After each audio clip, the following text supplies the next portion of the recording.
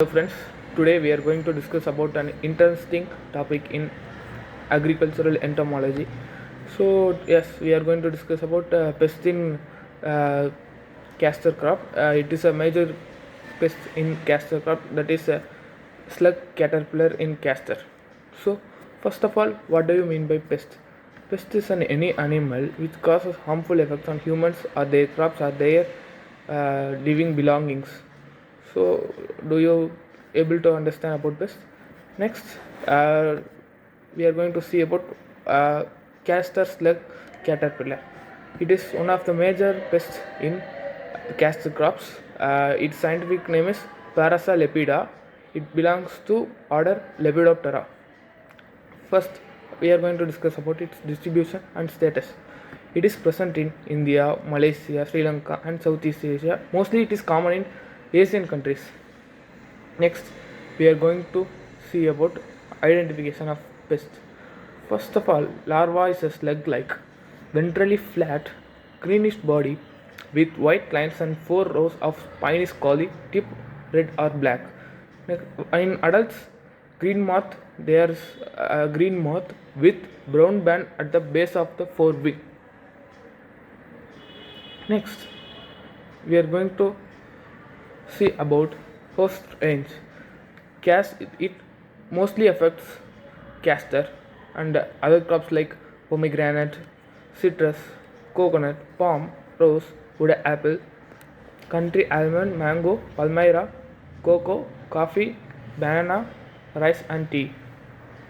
Next, we are going to about the features about this pest, how it will be there.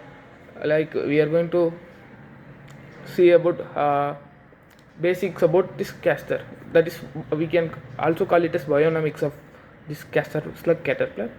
So the adult moth is green, I already said, green with brown band at the base of each forewings. Eggs are laid in groups and covered with hairs on the leaves. Egg period is up to 4 to 5 days. Larva is a stout most sluggish type, like ventrally flat, greenish body with white lines and 4 rows of spine is called tip red or black in color. Larval period is up to 40 to 45 days.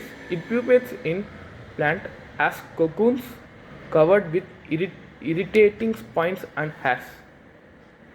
Next, we are going to discuss about the symptoms of this pest attack in castor. These sluggish caterpillar feed gregariously on the leaves of castor and later spread over to the entire plant. It also causes defoliation, leaving only the midrib and the veins. Larva feeds on leaves voraciously, leaving only the midrib and veins, resulting in severe defoliation. So, it is one of the more intensive pests in castor crops. So, what are the preventive measures we can adopt to avoid this pest? So, there are management of these pests are follows.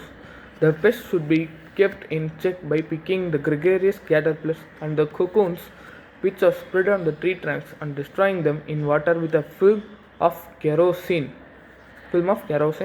Next, we can also use spray chlorpyrifos or quinalfos at 2 ml per liter of water if the pest attack is more. So in severe condition, you have to spray chlorpyrifos or quinalfos at 2 ml per liter of water. So this method is mostly adopted when the pest attack is more and intense. So I hope you enjoyed it. Don't forget to leave a like and click the subscribe button and also click the bell button for your future notifications in our videos. So thank you guys. Have a great day ahead.